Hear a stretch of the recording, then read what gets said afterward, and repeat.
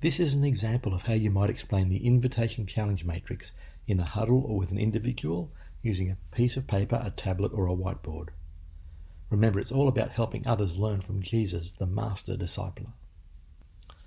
One of the remarkable things that we see in the Gospels is that Jesus launched a world-changing movement by turning a group of ordinary people into incredibly effective missionary disciples.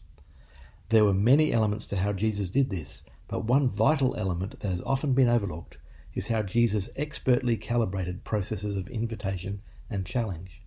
He invited people into relationship and he challenged them to change. Maybe the best example of this can be found in Matthew chapter 16, verses 13 to 25.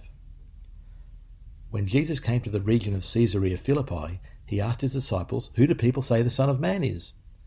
They replied, "Some say John the Baptist, others say Elijah, and still others, Jeremiah or one of the prophets." Here, Jesus is being invitational, not challenging. He's asking the disciples to pass on what others are saying about him. That is an easy thing to do. You don't have to reveal your own thinking. But then Jesus goes on to be a bit challenging. "But what about you?" he asked. "Who do you say I am?" Simon Peter answered, "You are the Messiah, the Son of the living God." Simon Peter responds to the challenge, and now we're going to see Jesus increase the invitation. Jesus replied, "Blessed are you, Simon, son of Jonah, for this was not revealed to you by flesh and blood, but by my Father in heaven. And I tell you that you are Peter, and on this rock I will build my church, and the gates of hell will not overcome it. I will give you the keys of the kingdom of heaven. Whatever you bind on earth will be bound in heaven. Whatever you loose on earth will be loosed in heaven." Then he ordered his disciples not to tell anyone that he was the Messiah. Here Jesus is highly invitational, affirming that Simon is blessed, changing his name and giving him keys to the kingdom. And now from this place of high invitation, we are going to see Jesus give a high challenge. From that time on, Jesus began to explain to his disciples that he must go to Jerusalem and suffer many things at the hands of the elders, the chief priests and the teachers of the law, and that he must be killed and on the third day be raised to life. Peter took him aside and began to rebuke him. "Never, Lord," he said, "this shall never happen to you." Jesus turned and said to Peter, "Get behind me, Satan. You are a stumbling block to me. You do not have in mind the concerns of God, but merely human concerns." Here Jesus is being incredibly challenging to Peter, but it is challenge that is given in the context of high invitation. Then Jesus said to his disciples, "Whoever wants to be my disciple must deny themselves and take up their cross and follow me. For whoever wants to save their life will lose it, but whoever loses their life for me will find it." We know from the Gospels, Acts, and early church tradition that over time and through God's grace, the disciples actually grew into people who did this. They responded to the process of calibrated invitation to relationship and challenge to change. This process is just as important for us as disciples and churches today. When I was first invited into a huddle, I found it invitational. Someone wanted to spend time with me and invest in me. But that invitation was calibrated with challenge. I was challenged to make plans and was held accountable for following through on them. We don't always get the calibration right. One Easter Sunday after church, I invited people to go in pairs to offer Easter eggs to people working in shops near our building. The person I invited to go with me found it very challenging. It was well outside their experience and comfort zone. So I had to reduce the challenge. Just come with me. You don't need to say anything or do anything. Just be with me as I do all the talking.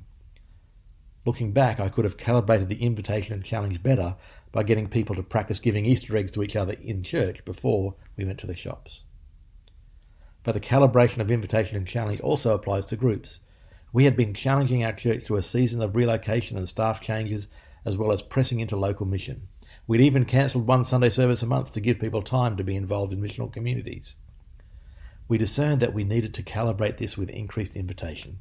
We turned our missional community weekend into a Sunday morning brunch for the whole church. We also held a church camp. For 10 months, we deliberately increased the level of invitation in the life of our church before increasing the challenge in a fresh season of mission. Now, to remember the calibration of invitation and challenge, it is helpful to use a matrix. There is a vertical axis that goes from low invitation to high invitation, and there is a horizontal axis that goes from low challenge to high challenge. When we are calibrating invitation and challenge, like Jesus with Peter in Matthew 16, we are in this discipling quadrant and we experience an empowered culture. But individually and in our churches and groups, we often don't calibrate invitation and challenge as well as we could. If the invitation is high but the challenge is low, we will find it is a cozy culture. If the invitation is low but the challenge is high, we will find it is a stressed culture. If both the invitation and challenge is low, we will find it is a bored culture. A great way to use this matrix is to plot on it where you are, personally, as a small group, as a missional community, or even as a whole church. Are you cozy or stressed, or bored or empowered?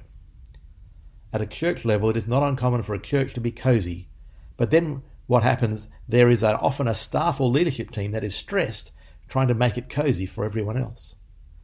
Now, if we've located ourselves or our group or church outside the empowered quadrant, we will be hoping we can move straight into that quadrant. Unfortunately, that is not the way it works.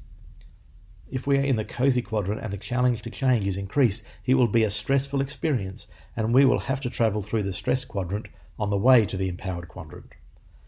This is called the Valley of the Shadow of Death. So if you are leading this, don't be surprised when people find it stressful, and make sure you maintain or even increase the level of invitation to relationship during this process. If we are in the stress quadrant, we need to go on the reverse journey through the cozy quadrant and just spend time with people without any agendas or tasks. For task-driven people, this can feel like a waste of time, but it is actually vital to the process.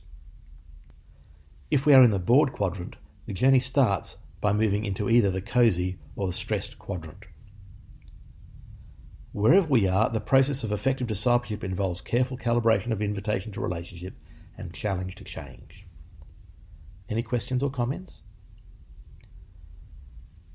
Now, there are a few things I want to draw to your attention that will help make teaching the invitation challenge matrix really effective.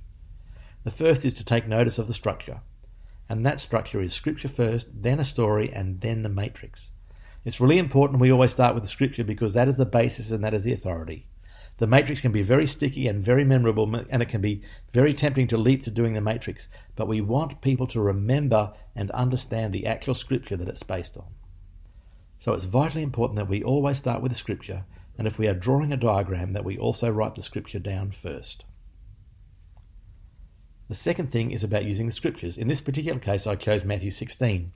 When you read through the passage, pause to explain where Jesus gives invitation and challenge. Then it's important to share a personal story to demonstrate that this isn't just theory that you are passing on to other people, but that you use it in your own life.